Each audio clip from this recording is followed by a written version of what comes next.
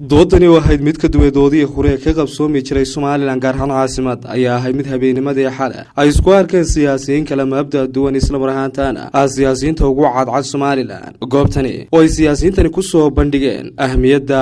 dhanka siyaasadda ee waqtigan ka taagan Soomaaliland doodani goobjoog ka hayaan siyaasiyiin miyil iyo milka kula Soomaaliland isla mar ahaantaana kamid ah siyaasiyiinta ugu cadcad Soomaaliland oo ay kamid ahaayeen hogaamiyaha xisbiga mucaaridka ee wadani Xirsi Cali Xaaji Xasan Professor Axmed Ismaaciil Samatar siyaasi Maxamed Xaashi Cilmi wasiirka hore wasaaradda madaxtooyada Maxamuud Xaashi Cabdi iyo sidoo kale musharaxa madaxweyne ku xigeen ee xisbiga mucaaridka Axmed Aadan Abi doodani habeenkii xalay ka qabsoontay mid kamid ah hoteelada weyn ee ku yaala magaalada ayaa daaranayd isla marhaantana lagu lafaguray wadahadalada u dhaxeeya Soomaaliland iyo Soomaaliya goobta ayaa sidoo kale waxaan iyaguna ka maqnayn dhalinyarada iyo aqoonyahanka dalka iyagoona ay kaga qayb qaateen dhalinyaradaasi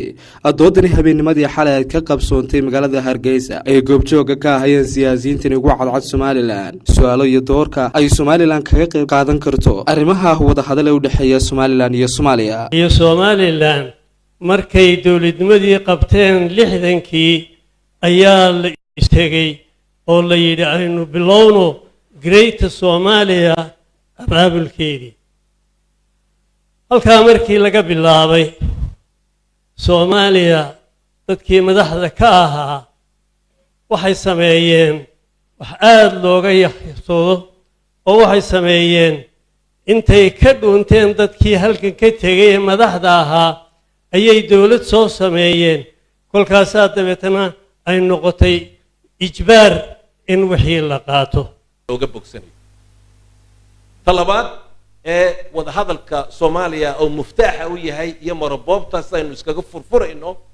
de waxa iyagii baa inagu marano adduunyadii inaga hor joogay inay adduunyadii ina garato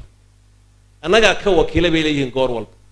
waa dadka iyagii waa walaalaha iyagii waa isla wadankii annaga ka wakiilay ilaa imikana adduunyadii waxay leedahay waa runtood ودي سفاردي هل كان هرجيسان ما فديان حمر بي فديان marka waxaynu baan haday inagu culustahay inay adduunyadu ina garato oo aynu noqono dad kuraastidoodii kula adduunyada meel walba waxa laga maarmaana maraboobta Soomaaliya inaynu iska furfurno taasina hadal bay u baahan la hadlo waan aaminsanahay laakiin tiise in aynu ka dhigano wax kasta oo aynu hore u marin lahayn اعتراف meel kale ka raadin lahayn hadaynu ku xidhno Soomaaliya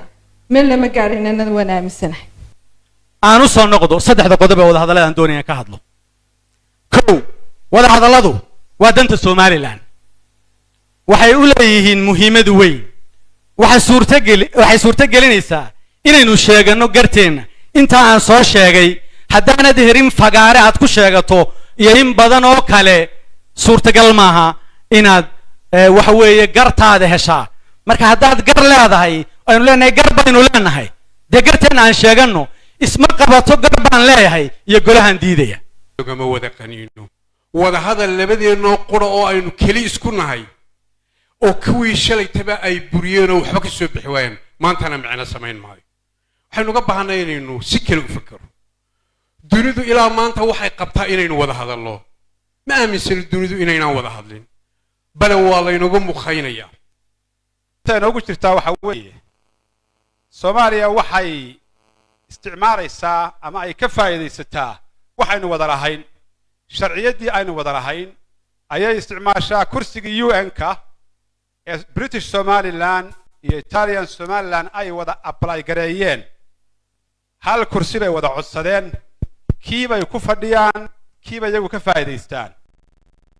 madashani dooda ay habeennimadii xalay ka qabsoontay gudaha magaalada Hargeysa ee dhaxmartay siyaasiyiinta iyo mas'uuliyiintani ayaa waxa ka soo baxay arrimo miradhala kadib markii la gorfayay isla marhaantana mid loo faqay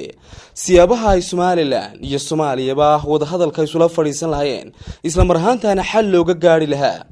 arrimaha kala hortaagan dhanka dawladnimo doodani